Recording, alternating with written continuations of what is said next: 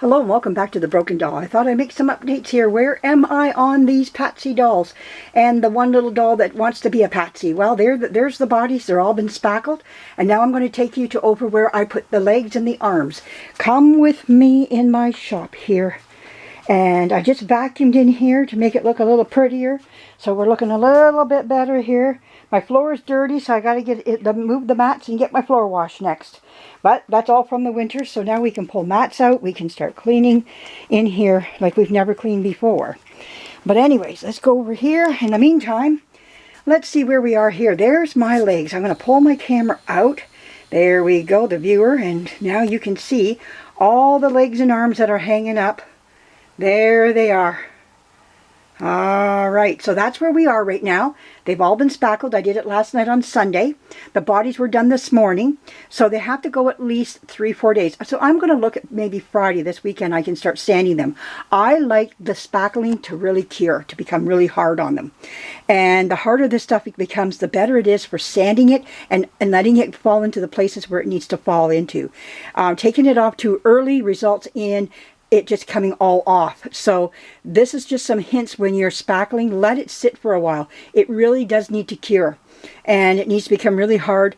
You know, maybe Friday is a little excessive for, you know, you can go 3 days later. But I like to go a little bit longer. I like to make sure that I am coming through with, like, letting it really cure well. And then I know exactly how much, if I have to do a second coat or just in places, I know where to go and where it didn't stick and where I didn't get where I want it to go. There are little blemish, I call them blemish areas, where just a little bit of the top layer of the composition came off, and little round places on the legs and arms and everything. I put spackling over them a little thicker, so that's another reason why I want this to just to harden a little bit more, because of how thick I had to put it on in places. So, and but anyways, it looks really great. These arms do. The bodies look great. So what am I doing in the meantime? Well, I got all this time now. I can't do too much. Well, let's go to the next step here. I'm going to put you on my twirly whirly, so get ready for the ride of your life. Okay, so here we go. I got to get this on here. Oh, come on. Can I get this on?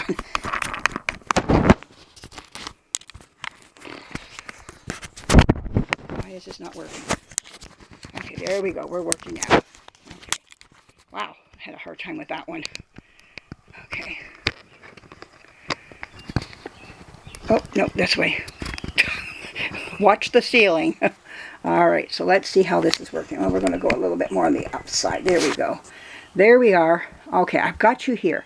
So, where are we heading next now? We have to keep ourselves moving, because movement is the best here. So, I brought out the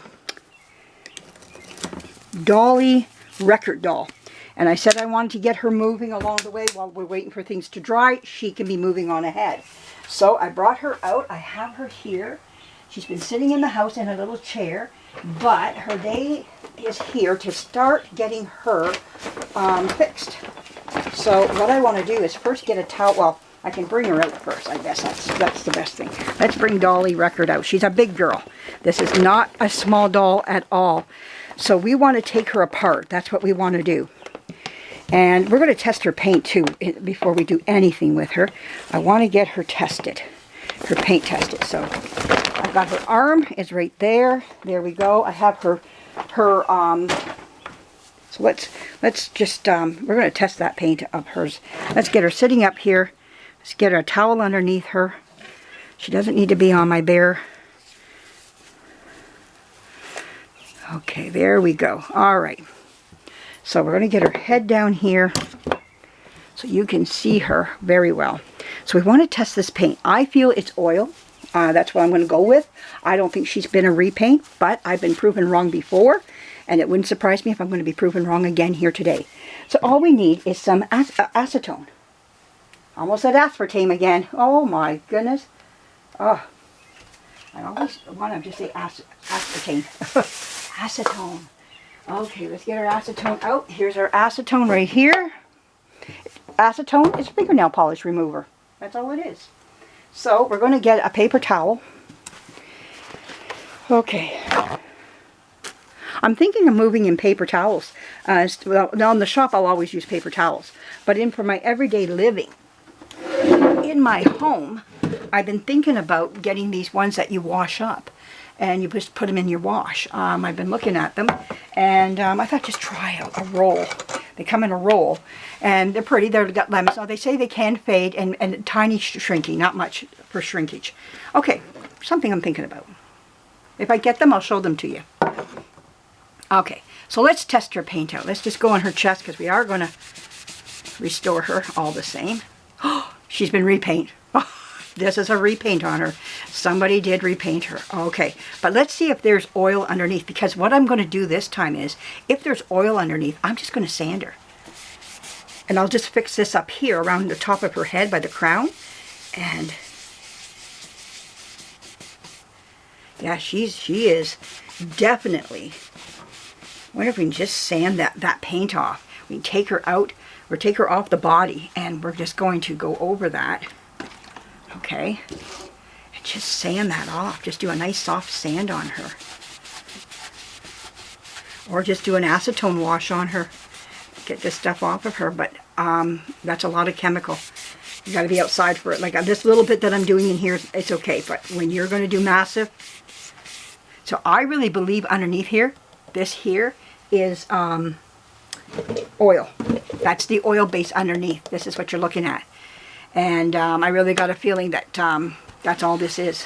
So let's do this one more time. Let's just keep checking what she's painted. But I thought she was oil. I really did. That was my take on it. I just thought she was never touched. But somebody has repainted her. Yepers. They took her old oil paint off of her. So you see this here. Yeah, it's just coming off with acetone. Oil paint will not come off with acetone. Acetone is plastic.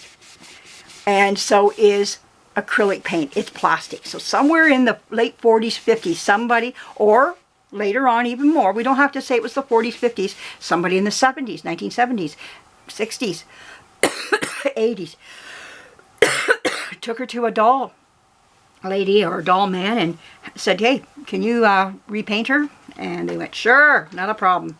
And they did. Or maybe they did it themselves, for all we know.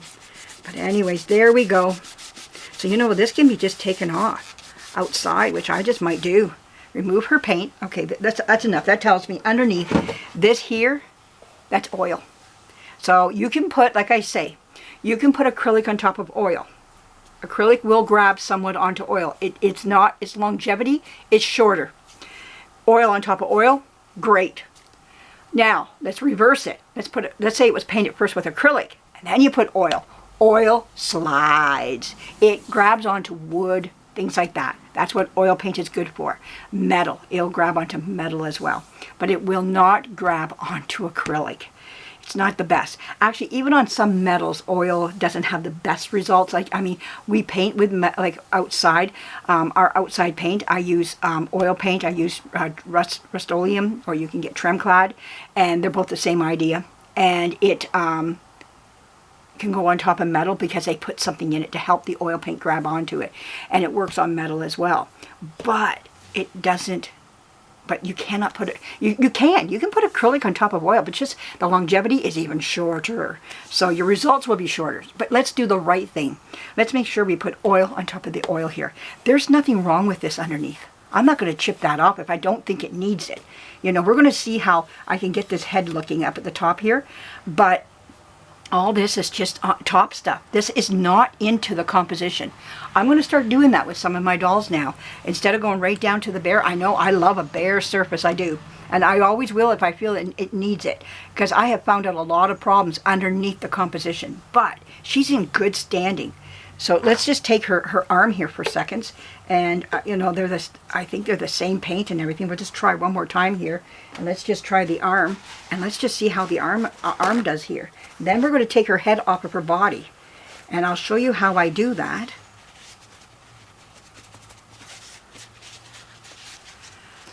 And she's going to get her restoration. She needs to be beautiful again. And she needs to be painted with the right paint because she's an old girl. Let's try this here.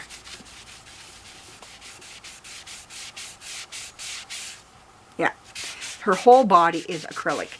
Yeah. And underneath will be that wonderful, wonderful oil paint underneath. So all we have to do is just strip her down outside and just go for it, you know, outside there. And this is wonderful. You know, we can get that off of her and get down to that bare. We can get down to that bare, right down back to the oil paint underneath. Well, that was wonderful to see. Let's see what time we're at here. Should I make a restart this video?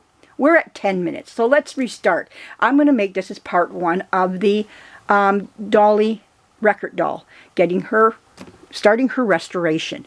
So let's go for it. I'm going to come back in a second here and start again. All right, thank you for joining me. Subscribe if you're passing by, and leave a comment if you want. I appreciate it. Bye-bye.